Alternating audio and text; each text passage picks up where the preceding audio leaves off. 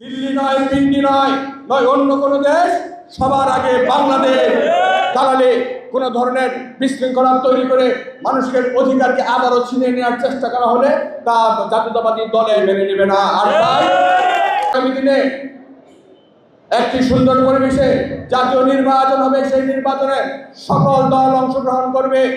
অবশ্যই যারা বৈধ আছে, কোনো ধরনের নির্বাচন নিয়ে ষড়যন্ত্র, কোনো ধরনের দালালি, কোনো ধরনের বিশৃঙ্খলা তৈরি করে মানুষের অধিকারকে আবারও ছিনিয়ে নেওয়ার চেষ্টা করা হলে তা জাতীয়তাবাদী দলের নেতা কর্মীরা অবশ্যই মেনে নেবে না। আর তাই জাতীয়তাবাদী দলের নেতা কর্মীদেরকে সংযমবদ্ধ এবং ঐক্যবদ্ধ হতে হবে।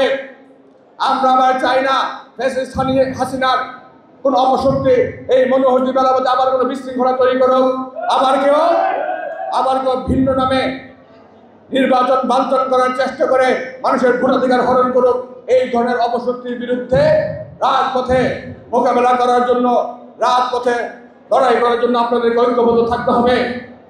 এই জাতীয়তাবাদী দল যতবার ক্ষমতা এসেছে বাংলাদেশের মানুষের পক্ষে কাজ করেছে, বাংলাদেশের মানুষের সুখ সমৃদ্ধি এবং বাংলাদেশের মানুষের স্বপ্ন নিয়ে কাজ করেছে। আর তাই আগামী দিনে সাম্য, মানবিক মর্যাদা, সামাজিক ন্যায় বিচার এবং অর্থনৈতিক মুক্তির যে সংগ্রাম, সেই সংগ্রামে আমরা সকলকে নিয়ে ঐক্যবদ্ধভাবে এগিয়ে যেতে চাই। এই বৈষম্য বিরোধী আন্দোলনে আমাদের ছাত্র ছাত্রী বোনেরা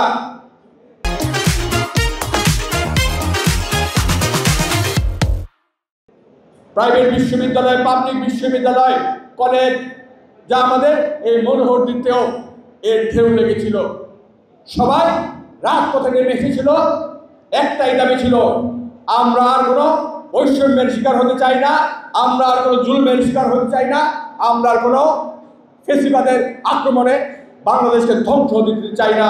বাংলাদেশের স্বাধীনতার সার্বভৌমত্বকে নষ্ট করে দিয়ে আমাদের ভোটের অধিকার, আমাদের গণতান্ত্রিক অধিকার, আমাদের অর্থনৈতিক অধিকারকে খর্ব করে দিয়ে শুধু একটি মাত্র দল, একটি মাত্র গোষ্ঠী বাংলাদেশে একটি বিদেশি তাবেদার রাষ্ট্র বানাবে, বাংলাদেশের প্রভুত্ব করবে, বাংলাদেশের সম্পদ লুটপাট করে দিয়ে বিদেশে তাদের বেগমপাড়া বানাবে, তারা বাংলাদেশের মানুষের শোষণ করবে, তা আর কেউ মেনে নিতে পারে নাই।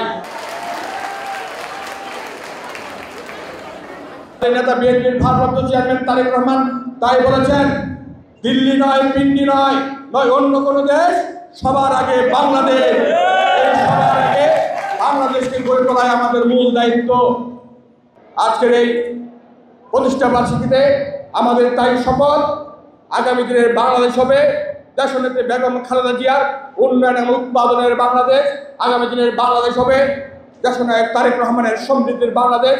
আগামী দিনের বাংলাদেশ হবে এই আমাদের ছাত্র ছাত্রী ভাইদের আগামী দিনের বৈষম্যহীন একটি সমাজ গড়ার বাংলাদেশ, যে বাংলাদেশে আমরা সকলে ইনশাআল্লাহ সুখে শান্তিতে বাস করার চেষ্টা করব। আমরা রাজনৈতিকভাবে কেউ কোনো দল করতেই পারি, আমি জাতীয়তাবাদী দল করি, আমি জাতীয়তাবাদী দলের আদর্শকে লালন করি, কিন্তু আমরা বলতে চাই, আমরা যদি সুযোগ পাই, আমরা যদি মানুষের ম্যান্ডেট পাই, আমরা সকলকে নিয়ে এই সবার আগে বাংলাদেশকে গড়ে তোলার জন্য সকল সেক্টরের যোগ্য এবং অভিজ্ঞ লোককে কাজে লাগানোর জন্য আমরা